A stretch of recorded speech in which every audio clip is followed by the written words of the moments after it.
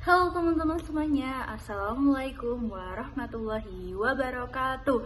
Selamat pagi, selamat siang, selamat sore, selamat malam teman-teman.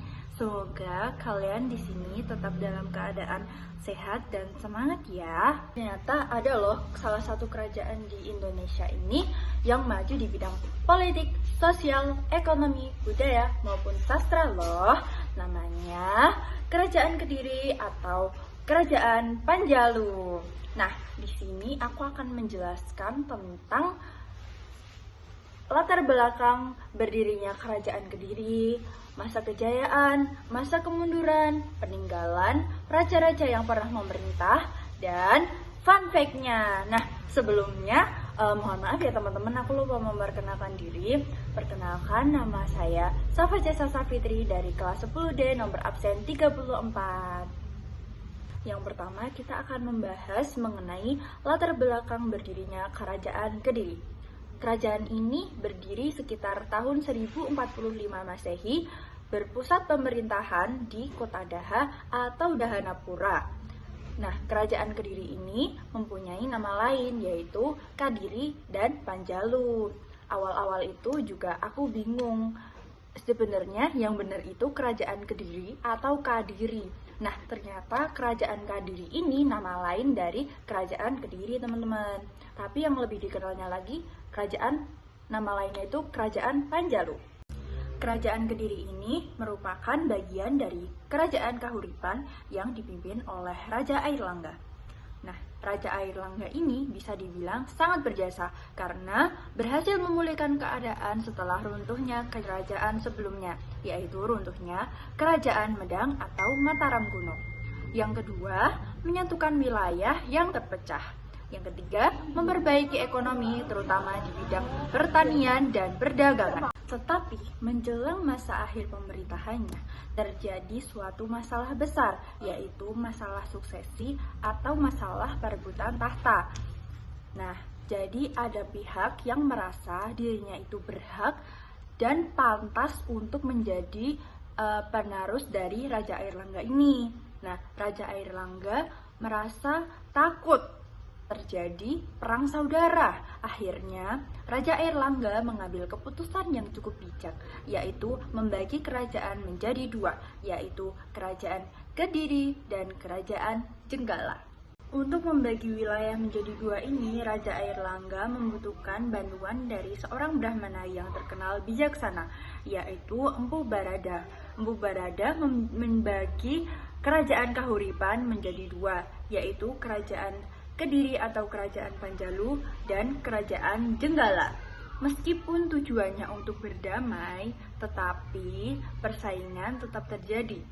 Namun seiring berjalannya waktu, Kerajaan Kedirilah yang lebih maju dan lebih kuat dibandingkan Kerajaan Jenggala.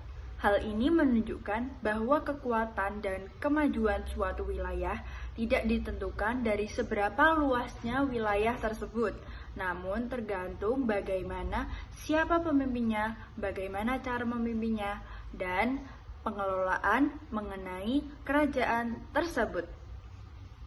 Kerajaan Kediri berpusat di wilayah Daha atau Dahanapura di Jawa Timur, dengan peta wilayah yang terbentang di sepanjang aliran Sungai Brantas, meliputi Kediri, Madiun, dan sebagian barat Medang Kamulan.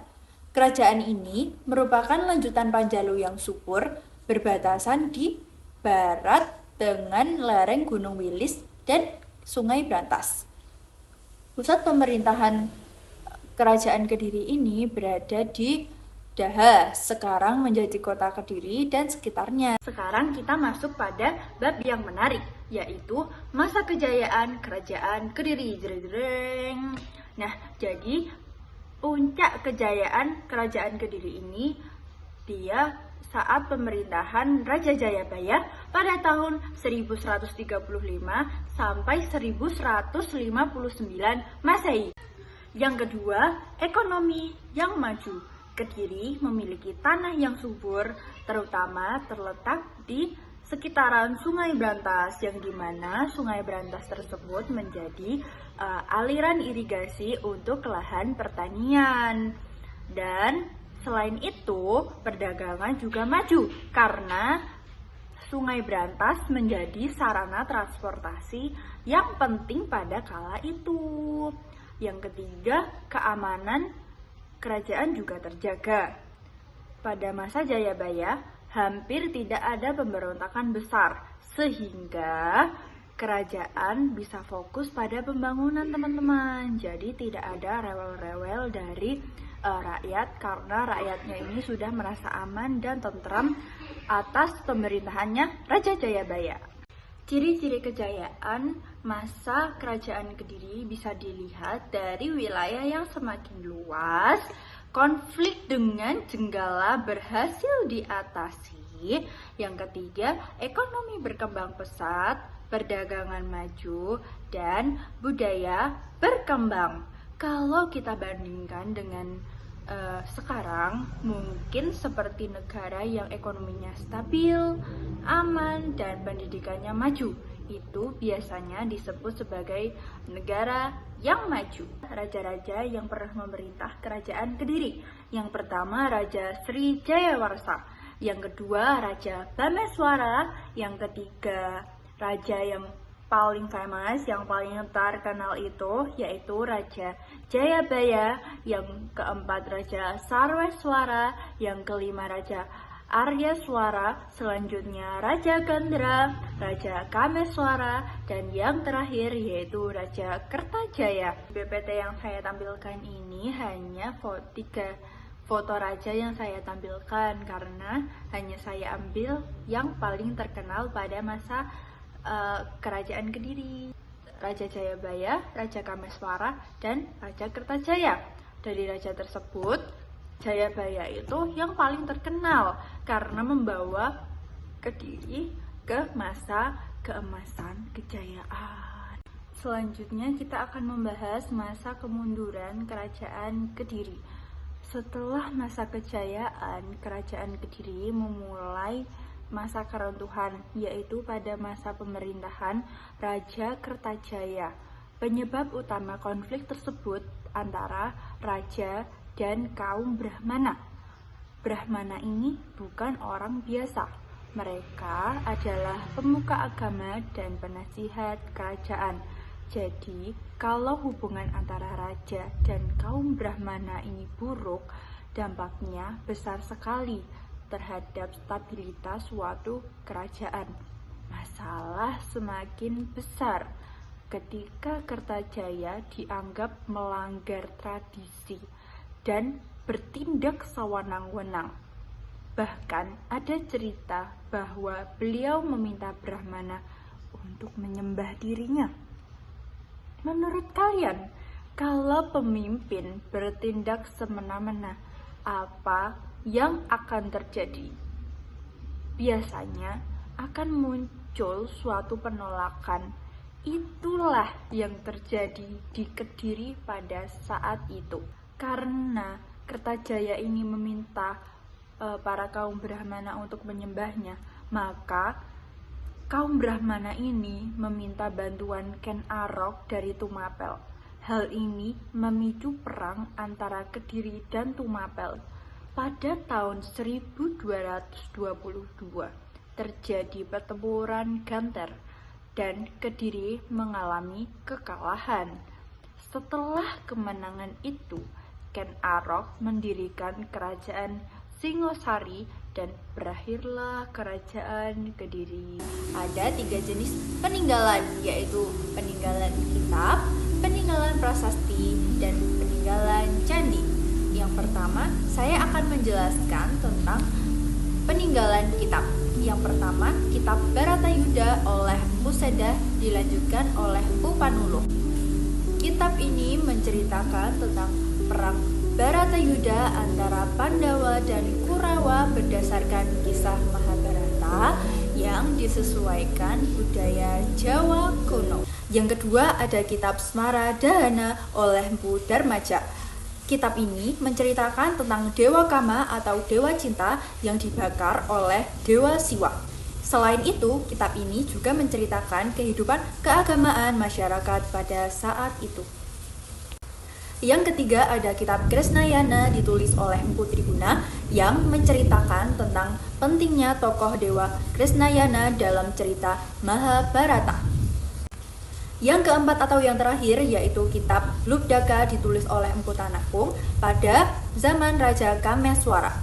Kitab ini menceritakan seorang pemburu yang mengadakan pemujaan terhadap Dewa Siwa sehingga rohnya yang seharusnya masuk neraka menjadi masuk surga. Selanjutnya yaitu peninggalan prasasti. Yang pertama yaitu Prasasti Sirah Keting tahun 1140 Masehi.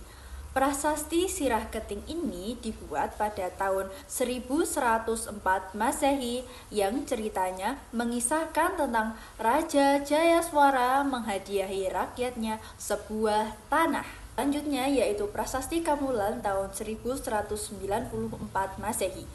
Prasasti Kamulan ditemukan di Kabupaten Trenggalek, Jawa Timur yang menceritakan sejarah berdirinya Kabupaten Trenggalek dan Kerajaan Kediri ketika diserang oleh raja di kerajaan sebelah timur. Prasasti ini dibuat pada pemerintahan Raja Kertajaya pada tahun 1194 Masehi. Yang ketiga ada Prasasti Ngatang 1135 Masehi, yang dimana pada tahun 1135 Masehi ini tahun awal menjabat Raja Jayabaya. Prasasti ini berisi tentang pemberian dan pembebasan pajak tanah untuk Desa Ngantang oleh Raja Jayabaya karena telah mengabdi pada Kerajaan Kediri. Yang keempat atau yang terakhir yaitu Prasasti Jaring tahun 1181 Masehi. Prasasti ini berisi tentang dikabulkannya segala keinginan penduduk Desa Jaring oleh Senopati Sarawajala. Prasasti ini ditemukan oleh Thomas Raffles di daerah hutan Lodaya, Jawa Timur. Selanjutnya yaitu peninggalan berupa candi. Yang pertama yaitu Candi Penataran. Candi ini pada masa Kerajaan Kediri menjadi salah satu kompleks candi terbesar yang ada di Jawa Timur. Perkiraan candi tersebut dibangun pada pemerintahan Raja Kertajaya dan selesai pada pemerintahan Raja Wikramawardhana dari Kerajaan Majapahit sekitar abad 12 sampai 14 Masehi. Candi ini berlokasi di lereng Gunung Kelot, barat daya Kota Blitar. Yang kedua yaitu Candi Tondo Wongso. Penemuan Candi Tondo Wongso pada tahun 2007 berlokasi di Dusun Tondo Wongso, Desa Gayam, Gurah, Kediri, Jawa Timur. Bangunan candi terletak pada lahan dengan luas 1 hektar. Perkiraan pembangunan candi sekitar abad ke-9. Candi Tondo Wongso ini tidak utuh ketika ditemukan, jadi terkesan tidak menarik. Namun candi ini menjadi bukti bahwa ada kejayaan besar di Kediri pada masa itu. Yang ketiga ada Candi Gurah. Pada tahun 1957, pertama kalinya candi ini ditemukan. Lokasinya ada di Kecamatan Gurah, Kediri, Jawa Timur. Terletak 2 km dari kompleks situs menari Tondo Wongso. Banyak ahli mengatakan perkiraannya satu candi ini berada pada kompleks Candi Tondo Wongso. Candi Gurah memiliki ukuran sekitar 9 x 9 meter. Selanjutnya yaitu fakta menarik dari Kerajaan Kediri. Yang pertama yaitu ramalan Jayabaya yang terkenal sampai sekarang. Mungkin dari teman-teman ada nggak sih yang nggak asing sama ramalan Jayabaya? Yaitu ramalan tentang masa depan Jaya untuk kedepannya.